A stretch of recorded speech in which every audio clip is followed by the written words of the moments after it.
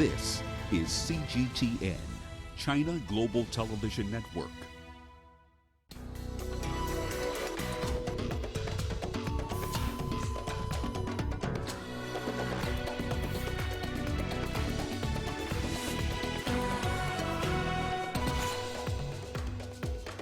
Protests greet U.S. airstrike that killed Iran's top general.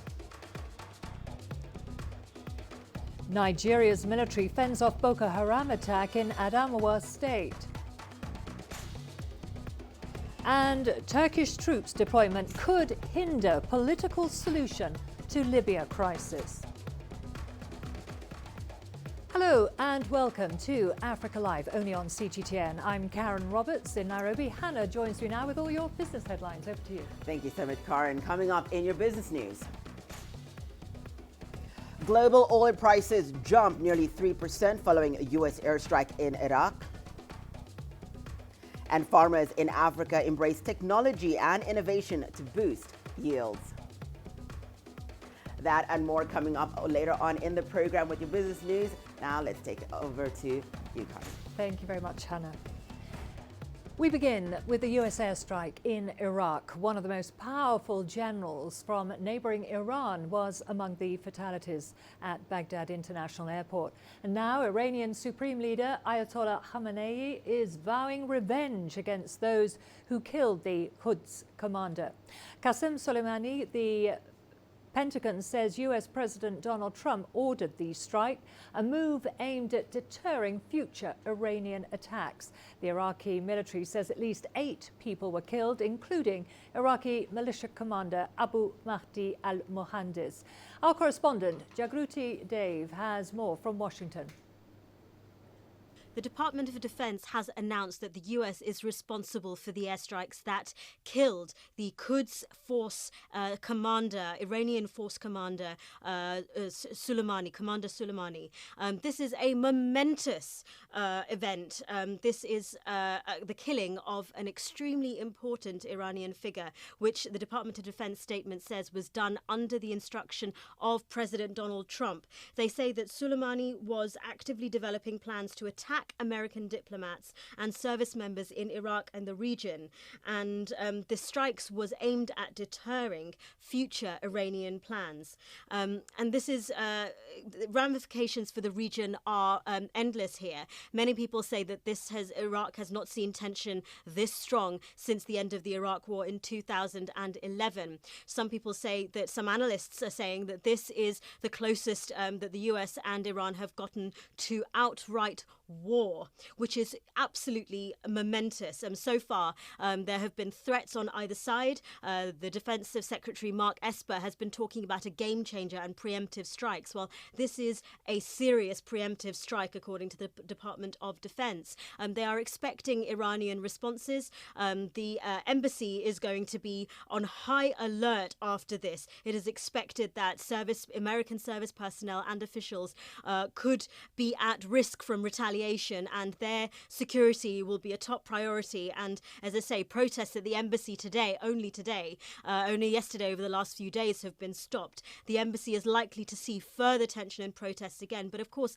there could be more tensions across the Middle East in places like Syria, in Lebanon, where Iran has its bases. Omar Soleimani was a serious figure in all of these regions. He had shored up the Assad, the president of Syria, and shored up Iran's position in the Middle East. And so this is a huge blow to Iran and its military aspirations. And this is an extraordinary step taken by the United States, confirmed in the last few hours that they are responsible for these strikes. Meanwhile, tens of thousands are protesting in the streets of the Iranian capital, Tehran, against what they call crimes of the U.S. Demonstrators filled the streets of the capital after Friday prayers. State news agency IRNA said there were similar rallies in other parts of the country. Iranian Foreign Minister Mohammad Javad Zarif has called the killing of the country's top general an act of state terrorism. Many fear the assassination could spiral into a large-scale conflict in the Middle East as Iran vows harsh retaliation.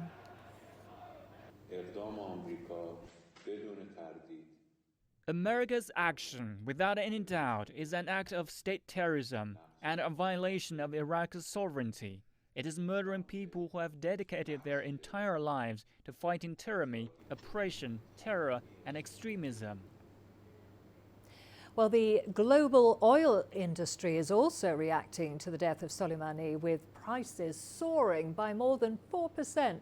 The US killing of the top Iranian general has triggered fears of a conflict in the crude-rich region. Investors are increasingly worried about the effects of a possible flare-up in the Middle East on oil supplies. Global benchmark Brent crude oil has increased by 3% to $68.25 per barrel, and US West Texas Intermediate crude jumped to $62.86 per barrel.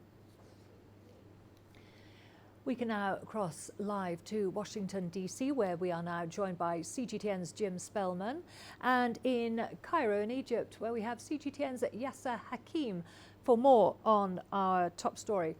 Let's start with you, Jim. What, if anything, has President Donald Trump said over the killings of the top Iranian and Iraqi military figures in Baghdad? Well, President Trump has been vacationing at his Florida resort home for the last 2 weeks or so. Shortly after the airstrike, he tweeted an image of an American flag that sat there overnight. Then on Friday morning, he tweeted that Soleimani should have been killed years ago.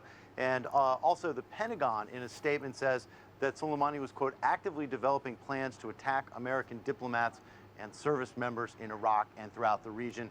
The U.S. Secretary of State, Mike Pompeo, says an attack was imminent, an attack that would put dozens or even hundreds of American lives at risk. But Pompeo presented no details of this alleged plot, and no evidence has been presented to back up the assertion that an attack was imminent. So what you're hearing from all quarters in Washington are people coming out to back up the president, saying that Soleimani needed to be taken out, and he needed to be taken out now. Back to you. Okay, over to you now, Yasser. How has Egypt and neighbouring North African countries reacted to the killings?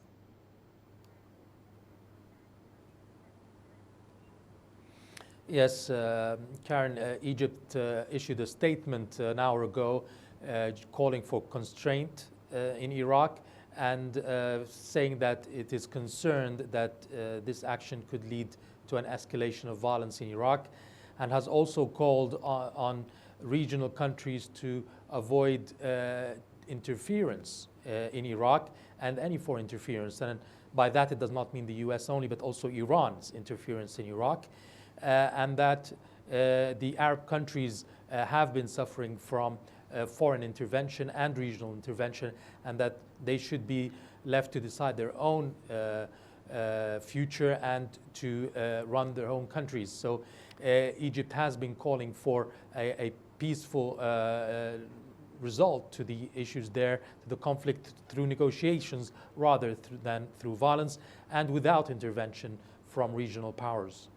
Okay, thank you for that. Back to you, Jim. Let's talk about oil. The price of crude has spiked since the operation in Baghdad. What other similar effects are we likely to see in the coming days, do you think? Well, stocks here are already down about 0.5 percentage point on news of the assassination. I think a lot, of course, will depend on what comes next, how Iran responds, and what the U.S. does next. The U.S. produces, though, much more oil domestically than it has in the past, about twice as much as a decade ago. So there's less reliance on foreign oil here in the U.S. So even if oil prices go up, I think that will have less of an impact on decision-making here in Washington about what the next steps will be. But still, if Iran attacks, say, oil tankers in the Strait of Hormuz, that could further boost oil prices globally. Republicans have been largely supportive of the assassination. Democrats, including the frontrunners in the race for the presidency, are calling this action restless. President Trump has avoided becoming entangled in foreign wars and campaigned on that. If this does escalate and becomes a larger conflict or even a war, it could have a major impact on the coming U.S. elections. Whatever impacts the U.S. political scene here is likely to impact markets around the world as well. Back to you. Okay, thank you, Jim. Back to you, Yasser. The attacks come at a time when the conflict in Libya is escalating. What impact do you think these events in Baghdad will have on the Arab Peninsula?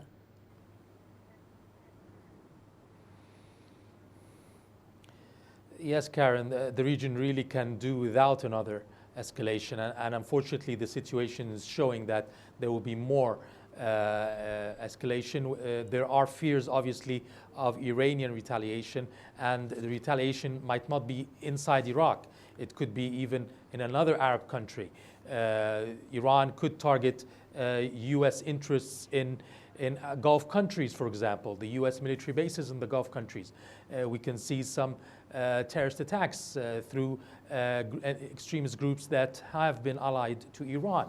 So the impact of such an action and the reaction, it can affect the Arab Peninsula, any country in the region. We can see the return of targeting oil tankers, Saudi oil tankers, Emirati oil tankers by Iran, just like it did before, because Saudi and the UAE are allies to the US. So there is fears and concerns that this will not end here, and that this will have another impact on the region that is already suffering from what's happening in Yemen, what's happening in Libya, what's happening in Syria. So it's a worrying concern for the next few weeks. Okay, thank you for that. That was Yasser Hakim there for us in Cairo. And earlier, of course, we spoke to CGTN's Jim Spellman in Washington, D.C. Moving on to other news now. Nigeria, the military there has reportedly been fending off a suspected Boko Haram attack in Michika town in northeastern Adamawa state. It's not clear how many have been killed or injured in the attack on Thursday evening, and the Nigerian army has not yet confirmed the attack, but local media report that hundreds have fled the area. This latest attack comes just 3 days after the Nigerian Army Chief of Staff visited frontline troops deployed in Adamawa State. They are part of Operation Lafiya Dole, a military task force countering the Boko Haram insurgency. Nigeria has been battling various militant groups for several years now. The government has often claimed it's defeated Boko Haram, but attacks continue on both civilian and military targets. Well, for more on this developing story, we are now joined by CGTN's Deji Badmus, who is in Lagos in Nigeria for us. Deji, what is the situation in Nigeria following these attacks, and are there any official figures on the number of casualties yet? Well, Karen, there's still no official figure. The military hasn't issued a statement. The government, too, hasn't said anything. But what we're gathering is that quite a number of the insurgents were actually killed. And at this moment, quite a number of residents of the town are returning. We understand things have actually returned to normalcy. The head of the town has actually spoken. For him, he says he has no figure at all. He has nothing on the casualty figure, that no report has been brought to him now about anybody killed. But what we know is that most of the residents of the town actually fled when they had the gunshots, and now they have returned. So we understand, that's a report we're getting from that town now, Minchika, that quite a number of the residents have returned and that things have returned to normalcy. But as to the casualty figure now, nothing has been forthcoming from the military and nothing from the government as well. Well, the Nigerian government insists that it has ended the Boko Haram insurgency, and yet we continue hearing of more attacks. What would you say is the actual position on the ground? Well, the fact is that Boko Haram has not been defeated, far from it. What the government says is that it has degraded the sect. Well, maybe to some extent, but the truth is that on the ground, Boko Haram is still active, not as active as it used to be when it held, it took control of territories. That, of course, is no longer the case, and the military, no doubt, has the upper hand. But fact is, Boko Haram is not dead, and to even complicate things for the military, The group has now split into factions. You have ISWAP, that's the Islamic State for West African Province. That faction now actually carried out the execution video we saw the other day. The sect actually carried out that execution. So it's certainly not dead, and the government knows that, and it's the reason why the government continues to commit men and resources now to the fight against Boko Haram. It continues, the Air Force, for instance, continues to carry out air raids on Boko Haram logistics bases and facilities. It did carry out one on Tuesday, reportedly killing quite a number of them. But the truth is that on the ground, Karen, Boko Haram is not dead. If Boko Haram was dead, then we wouldn't be having these sporadic attacks, you know, these hit and run attacks like the one we had last night. Okay, thank you very much for that. That was CGTN's Deji Badmus for us there in Lagos in Nigeria. Now to Turkey, where Parliament has approved a bill authorising Ankara to deploy troops to Libya. Turkey supports the UN-backed government of national accord, but the decision is drawing criticism from countries backing rival forces to the GNA, as well as from those fearing an escalation in the conflict. CGTN's Daniela Pearson reports. The Turkish parliament in January passed a motion authorising the government to deploy troops to Libya in support of the UN-backed government. The motion says sending troops aims to prevent what it called the illegitimate mass migration threat and formation of a favourable environment for terrorist organisations and armed groups. The government will decide on the size, timing and scope of the troop deployment. According to Fawzi al-Haddad, a strategic and political analyst on Libyan affairs, the motion will disable a joint communiqué reached last year by the UN and the different parties concerned in Libya. The communiqué calls for the return to the process of a political solution, a ceasefire and an arms embargo on the war-torn country. Turkey's interference will bring about negative impacts, of which the most serious one is directly impacting the efforts for seeking a political solution to the Libyan crisis. It will once again stir up turbulences with respect to the agreement reached in Berlin by the UN and all the parties concerned. Turkey's conduct has made a political solution to the Libyan crisis unexpectable for the time being. Libya has been locked in a civil war, the country split between two rival administrations. The UN-backed Government of National Accord, or GNA, based in the capital city of Tripoli, and another in the northeastern city of Tobruk, which is allied with the self-styled Libyan National Army, or LNA. Tripoli has not seen peace for years. Weapons have been spreading without control inside and outside the capital, making the unrest continue and far from ending. I am worried that the situation will further worsen and Libya's future will be manipulated by foreign powers like what has happened in Syria. Haddad said that so far, countries including Turkey, Qatar and Tunisia have shown support for the UN-backed GNA in the capital Tripoli, while the LNA leader Khalifa Haftar in the east is supported by countries including the United Arab Emirates and Egypt. Haddad says that Turkey's deployment of troops will turn the Libyan civil conflict once again into a proxy war. Daniela Pearson, CGTN. The Turkish Parliament's authorisation for the government to deploy troops to Libya has led to anger across Libya and the region. It's considered by many Libyans as a violation of their country's sovereignty.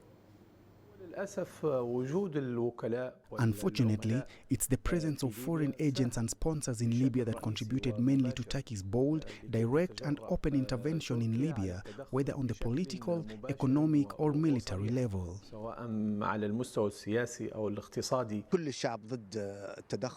The entire people are against Turkey's intervention.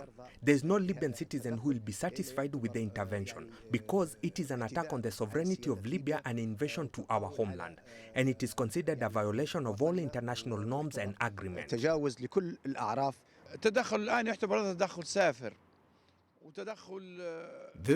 is a blatant intervention. and it's politically and internationally inappropriate according to the international protocols. It is expected that there will be reactions from the Security Council or the United Nations. We are going to a short break now. Don't go away. Lots more to come, including Algerian and Tunisian governments name their new cabinets. And China makes a huge donation to child protection efforts in Tunisia. Kofi Annan was always balanced, soft-spoken, but quite steely and standing for what he believed to be right. Nobody is a self-made person. It's the family that makes somebody. This house was so full of children. We were stepping on each other's toes when we were young. When we met, I was interested. I was Nan and he was Kofi, and we were together, Kofi and Nan. I, Kofi Annan. I, Kofi Annan. And in so doing, the man was now at the helm of the diplomatic world.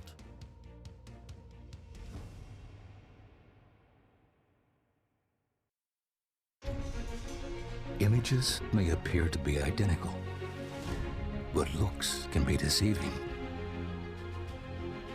The difference is not always obvious. It has to be discovered. There are always different sides to a story. We put the focus on the details. To see more, to understand better. CGTN. See the difference.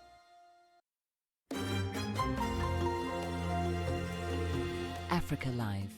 Find your voice.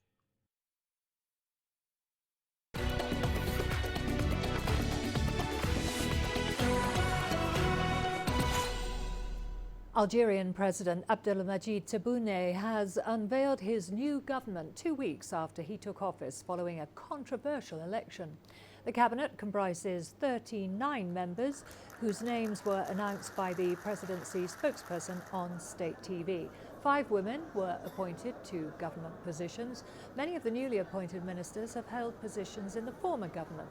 Critics say Tebboune might want to keep some of the policies of his predecessor, Abdelaziz Bouteflika. Tunisia's Prime Minister-designate Habib Djemli has also announced his cabinet lineup. The government team is made up of 28 ministers and 14 secretaries of state, including 10 women.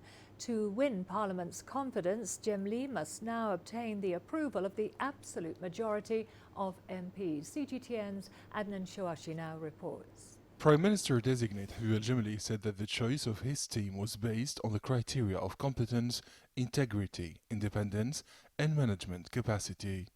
The next government will carry out its mission with loyalty and operate in unity. The criteria also includes the government programs and priorities through the adoption of a new working method to ensure the effectiveness of the government action.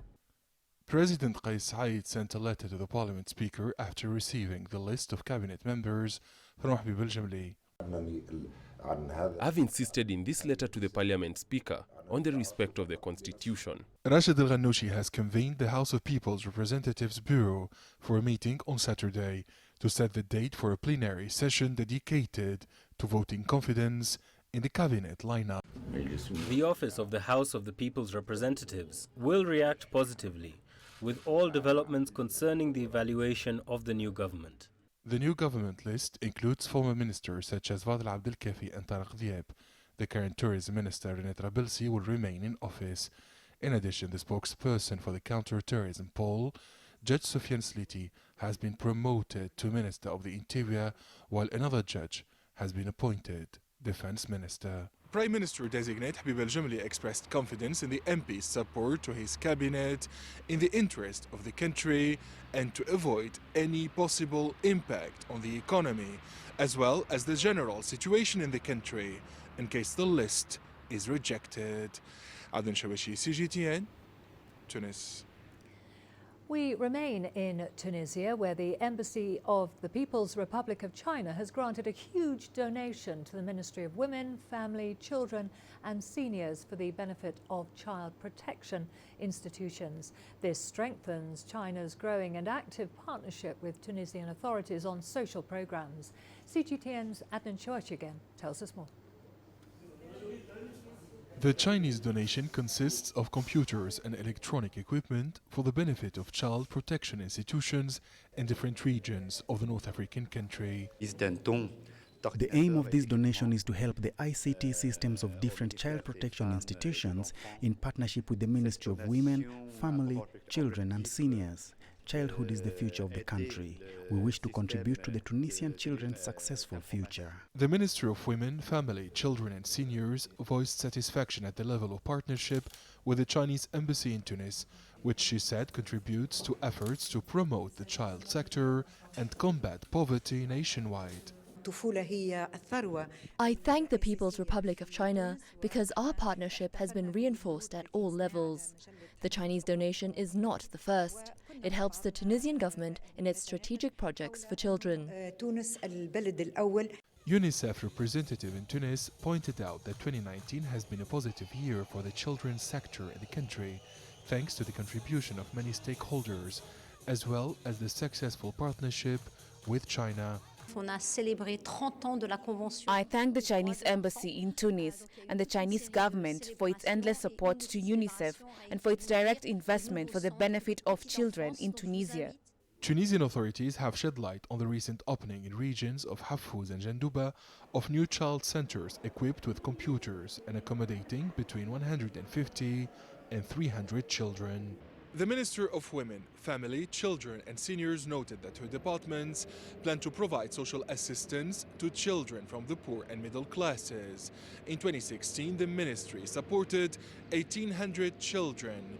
Their number will increase to 10,000 in 2020. Adnan Chouachigan, CGTN, Tunis. Thousands of African migrants continue to risk their lives on dangerous journeys to Europe. But one former migrant, now turned entrepreneur, says the grass is greener in Africa as opposed to Europe. CGTN's Daniel Arakmoy caught up with Joe Masamba, a citizen of Malawi who lived in the UK for 20 years but has now returned home in search of Africa's greener pasture. Difficult as it may be to leave home for a Newfoundland with an uncertain future, coming back can be even more challenging. But for Joe Masamba, it's a different story. Masamba, a Malawian citizen, made his journey to the United Kingdom over 20 years ago, but decided to return home. I have friends that when I speak to them, they show interest. They say, oh, our country is going through a very bad political climate. Would like to go abroad, you know. But I think we need to look a bit deeper.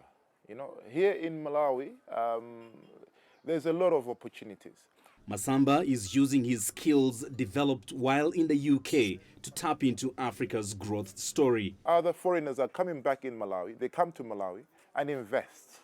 Yet our own people are not investing in Malawi.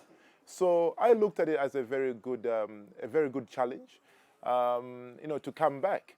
I know I've learned a lot being in Europe. I have got a good network of friends. You know, it's a developed world there, so things happen in a faster pace. So I did learn something, and it's good that I'm putting that good use here in Malawi. Masamba returned home and opened a restaurant in Lilongwe, now employing 10 Malawian citizens. While many in Africa still think that the grass is greener on the other side of the continent, Masamba says otherwise. Masamba says his story is not to discourage other members of the African diaspora from doing the same, but to ensure that they are not starry-eyed about the reality. While hundreds of thousands of young Africans struggle to cross the Mediterranean into Europe every year for greener pasture, for Masamba, no continent presents better opportunities than Africa. Daniel Arakmoy, CGTN, Lilongwe, Malawi. Now to Australia's bushfires. Navy ships have evacuated hundreds from beaches on the country's east coast and Tens of thousands have been urged to flee before hot weather and strong winds exacerbate the bushfires. More than 200 fires have been burning, and warnings of extreme danger on Saturday has forced one of the largest evacuations in Australian history. Prime Minister Scott Morrison is facing criticism for not doing enough to fight the underlying causes of the bushfires. People are angry, I understand it. People have suffered great loss. People are hurting, people are raw. That's what happens in natural disasters, and we will continue to stay focused on exerting all of our effort to deliver all of the resource and all of the support to ensure that all of these communities can come through. Former Nissan chairman Carlos Ghosn claims he alone organised his dramatic escape from Japan, where he was placed under house arrest on bail. The exact circumstances of the former Renault-Nissan boss's escape from his court case are, however, unclear. Turkey says 7 people have since been detained for questioning over how the tycoon was able to transit through Istanbul. Ghosn is believed to be holed up in his residence in central Beirut. His surprise return to Lebanon just before New Year's Eve has raised fresh questions over his judicial status. Lebanese Justice Minister Albert Serhan said in an interview that the country will carry out its duties, suggesting that Ghosn may be brought in for questioning. Well, let's now go to Hannah for all the latest business news. Over to you. Thank you so much, Karen. Well, after the break, your business news, including global oil prices jumped nearly 3% following U.S. airstrike in Iraq. And farmers in Africa embrace technology and innovation to boost yields. Africa is the nexus of enterprise, and global business will tell you why it matters. From the mega investment projects to multi-billion-dollar mergers and acquisitions. Africa today collects, just in terms of revenues from taxes alone, $545 billion a year. If you take 10% of that and you devote it to the energy sector, problem solved. All this on Global Business, weekdays at this time on CGTN.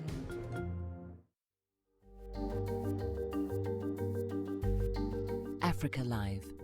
Find your voice.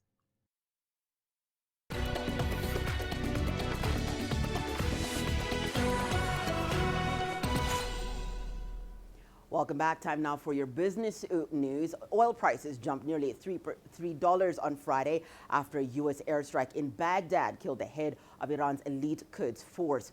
Brent crude hit $69.16 a barrel, its highest since September 2019, before easing to $68.54. The airstrike at Baghdad airport killed Major General Qasem Soleimani, who's the architect of Iran's spreading military influence in the Middle East. Dozens of U.S. citizens working for foreign oil companies in Iraqi oil city of Basra were preparing to leave the country on Friday. This is after the U.S. Embassy in Baghdad urged all citizens to depart Iraq immediately, hours after the strike. Iraq is the second largest producer among the Organization of the Petroleum Exporting Countries. It exports about 3.4 million barrels per day of crude. Well, seeking an escape from the bitter cold, many Chinese tourists chose Tunisia for their winter destination holidays. The North African country has become a firm favorite for Chinese travelers this time of year, many of whom are drawn to the cultural and historical riches of Tunisia. The country has over 10,000 historic sites and museums. Adnan Shiwashi reports.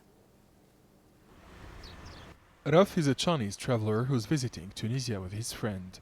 Unlike millions of tourists who come on organized trips, the adventurer booked the flight and the hotels online and made his own tour of the country. I've been in Tunisia for a week. I spent one day in the capital, then I moved to the beautiful island of Jabba.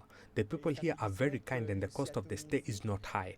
I prefer Tunisia to Europe for holidays. Some Chinese visitors like to stay at wonderful guest houses where they have an authentic experience.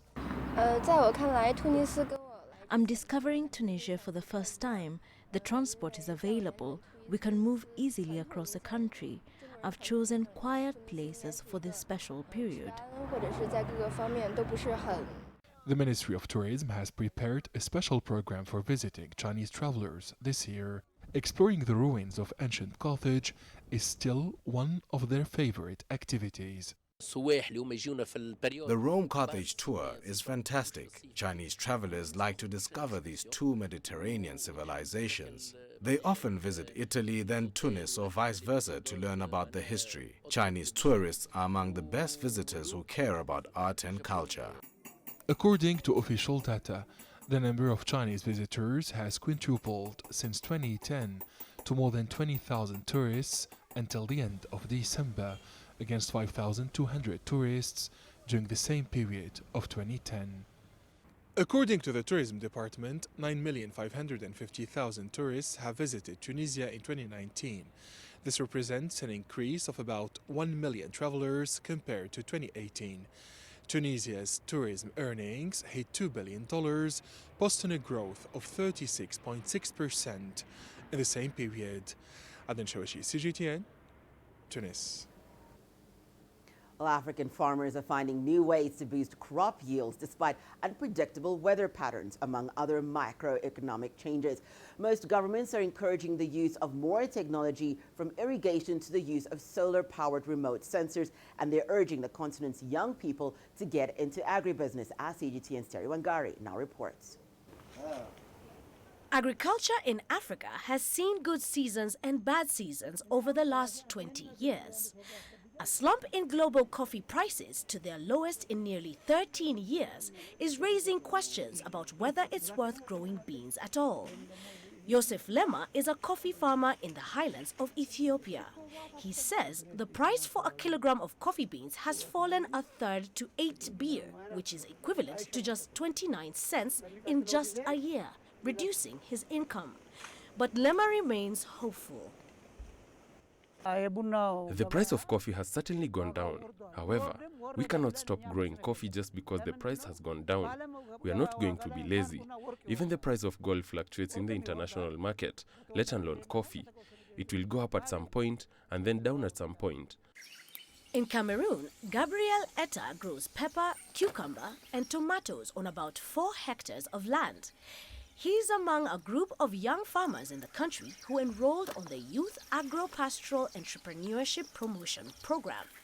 The program seeks to promote farming among youth as a way of creating jobs and improving food security. Through the program, farmers get agricultural training, learn how to properly manage their finances, and run a profitable farm business. Each farmer also gets a grant of $200 to start with. I like agriculture a lot, and as an entrepreneur, you must make progress and not be stagnant. When PEA joined us, Youth Agro-Pastoral Entrepreneurship Promotional Program gave me funds, it wasn't for me to just concentrate on one type of farming, but rather on different types of farming, which would help other young people, and so I could employ other young people.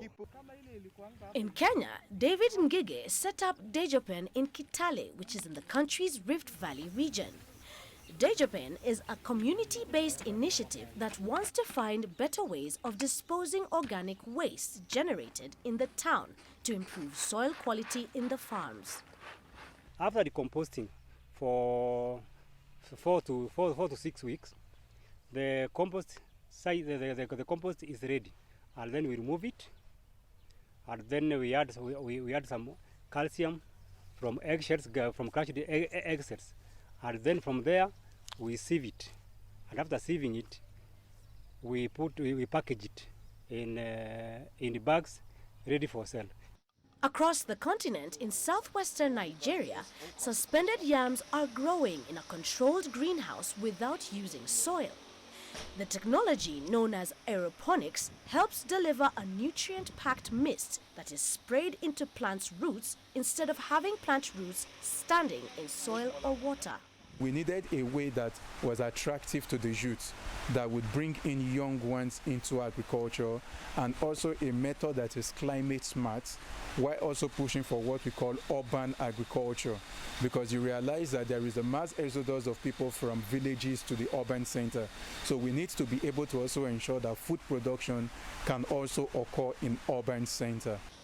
Innovation in agriculture has helped most farmers deal with harsh weather conditions and climate change. But Africa still has a long way to go in terms of changing agricultural practices to adapt to the globe's ever-changing climate. Terry Wangari, CGTN. Chinese regulators today fined the Japanese car maker Toyota to $12.5 million for price fixing on its Lexus cars in Jiangsu province. The fine comes after China increased regulation of sales in the world's biggest vehicle market. Toyota allegedly set a minimum sales and resale price for its cars between 2015 and 2018. The company was also cited for offering customers discounts on cars while asking them to purchase accessories at fixed prices. Chinese Anti-Monopoly Bureau say the actions deprived dealers of pricing autonomy and harmed customers' rights. Well, saying in China, the first business license for a foreign investor has been issued in Shanghai under China's new foreign investment law. It aims to provide the management system for overseas investors and continue China's efforts of opening up its markets. January the 1st was the first day that a new foreign investment law took effect, and this businessman was the first to receive a license for operation under the new law. The company was set up by Chinese nationals but accepted investments from foreigners. Previously, if foreigners wanted to invest in a Chinese company, they must set up a company with Chinese investors. After that, they can invest in a company.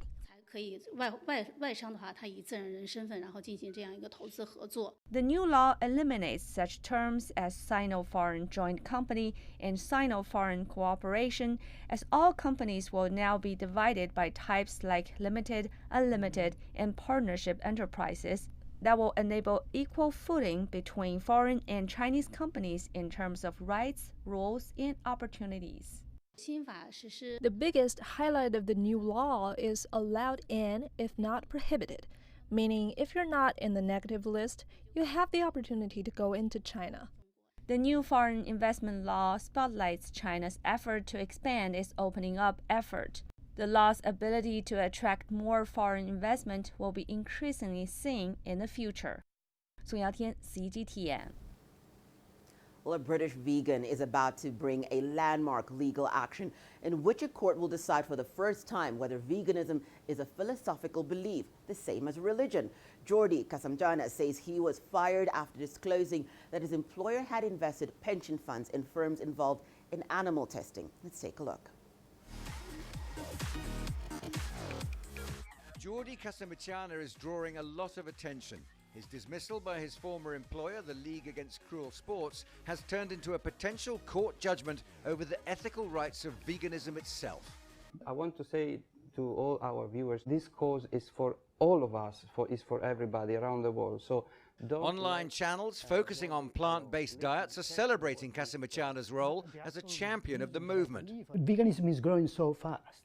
We enter in this new phase in veganism, which is the policy phase, the phase where laws and legislation and policy and regulation starts to play a role in getting the world vegan. And perhaps my case is the first step towards that wide door that is opening to us. Jordi Kasamjana's claim is that he was unfairly dismissed after disclosing that his former employer invested pension funds in companies linked to animal testing. He said he was unfairly disciplined and the decision to sack him was based on his veganism. The League Against Cruel Sports says he was dismissed for gross misconduct. The core of the ruling will be whether or not ethical veganism is a philosophical belief akin to a religion and therefore worthy of the same protection. Veganism and vegetarianism are on the rise, particularly in Europe. Even a few years ago, such a case would have been extremely unlikely. January has been dubbed Veganuary in the UK, a testament that what was once a novelty is now elbowing its way into the politics of health and sustainability. farming billions of animals every year uses a huge amount of resources, it produces a huge amount of pollution, and it's something that isn't sustainable for our societies in the long run. So it's something that needs to be addressed, and going vegan is a really powerful option for individuals to sort of choose to make those changes in their lives.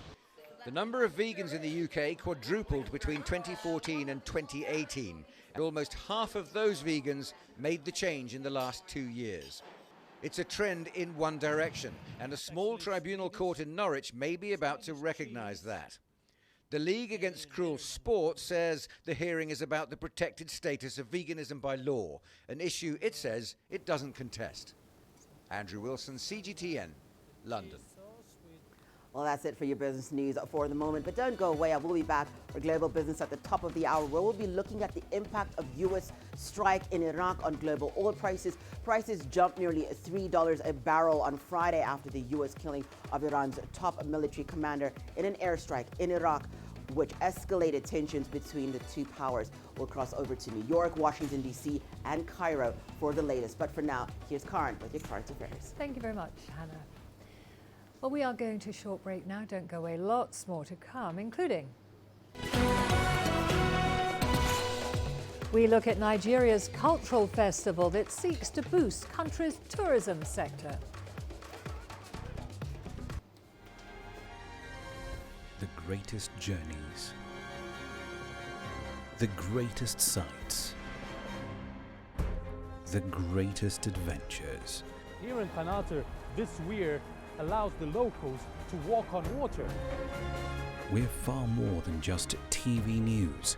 We're your passport to the wonders of Africa. To bring you stories of struggle, survival, and hope.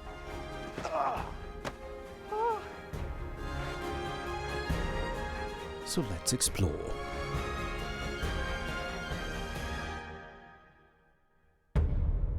CGTN. See the difference.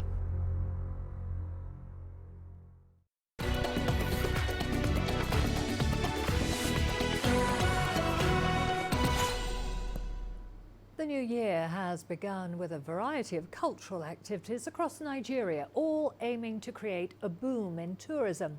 In the eastern region of the country, culture and spirituality mix with entertainment. That's at the famous Ayaya Carnival, introduced by Nigerian-German singer Daza. CGTN's Kelechi Emekalam has more.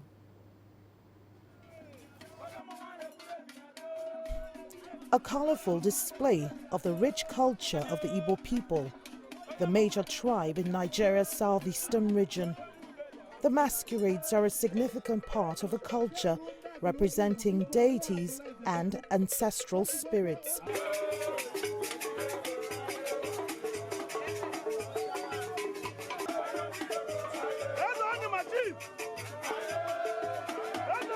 It's a celebration for the coming of a new year. It has evolved over the years, becoming a delight to tourists from within and outside the country. Everybody's so happy, everybody's, just having a good time, and so much deep culture here. It's really special. You don't get this anywhere else. I love watching all the masquerades, seeing all the people. The spiritual exercise has now been reformed to what is now called Ayaya Carnival. It's the brainchild of a Nigerian-German singer, Daza Anyama. It serves as an entertainment platform that also showcases and develops budding talents. To use this idea to reform the consciousness of our people, to believe that culture, that is the talent in you, is one of the wonderful things God created ever. All you need to do is to trust yourself, believe in yourself, package yourself. The carnival, which debuted a decade back, has since gained acceptance among locals here. Something like masquerades is at the center of celebration in Ufuma. That is why when we have this Otute, the New Yam Festival, you find that people come from all over, everywhere to, enjoy our masquerades and the festivities around it. The Ayaya Carnival has begun international partnership with Germany for cultural exchange, and through its activities, organizers hope to create a boom in the nation's tourism industry. Kelechi Amekalam, CGTN, Anambra, Nigeria. We've got all the sports news coming up for you after the break, including Nigerian teenage sensation hopes to take world by storm in golf.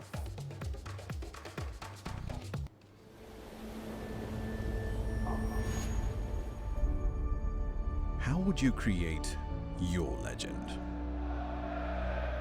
On the fields, on the tracks, in the arenas of Africa. Were you born to be a player? Could this moment be yours?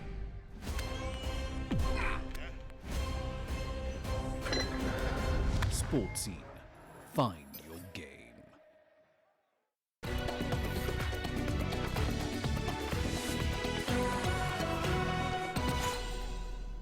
We start with golf, where 13-year-old Nigerian prodigy Ayene Essien hopes to become the next big name in the game, both home and abroad. Ranked the under-18 #1 in Nigeria, the teenager is determined to win her country a medal at the 2022 Youth Summer Olympics. CGTN's Wilkista Nyabwa has more.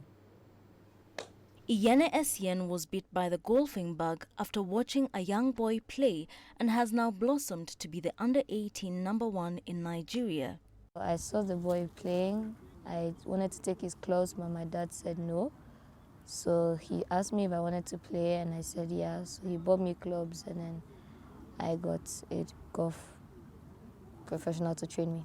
Soon thereafter, Ayene attended her first tournament, and to many people's surprise, she won. This was the start of a roller coaster ride that has become her life. These are the trophies I have won throughout my 8-year career playing golf. This is my first trophy that I won at the age of 5 at IDB Golf Club. This is the medal that I won at South Africa at US Kids, where I came first. And this I won at the US Kids World Team Championship at North Carolina. I came 15. Ayene's father believes this is just the beginning for his talented daughter, and in a few years she will be a force to reckon with, not just in Africa but across the globe. She still has some room for growth, and I think, as I said, by the age of 15, I mean, she will be ripe, to take the golf world by storm. Besides golfing, the teen prodigy has other ambitions that she is looking to achieve in her quest to become an all-rounded, notable figure in future. I will study artificial intelligence and robotics. I will combine my studies with playing in the university golf team. In the next 10 years, with a degree in my hand, I will play as a professional golfer. Ayene also hopes that she will invest in nurturing the sporting talent of children from poor homes in future. But for now, her focus is firmly trained on winning a medal for Nigeria at the 2022 Youth Summer Olympics in Dakar, Senegal. Wilkisa Nyabwa, CGTN. To cricket now, and Rory Burns has added to England's injury worries on the eve of the second test against South Africa in Cape Town. Burns limped out of a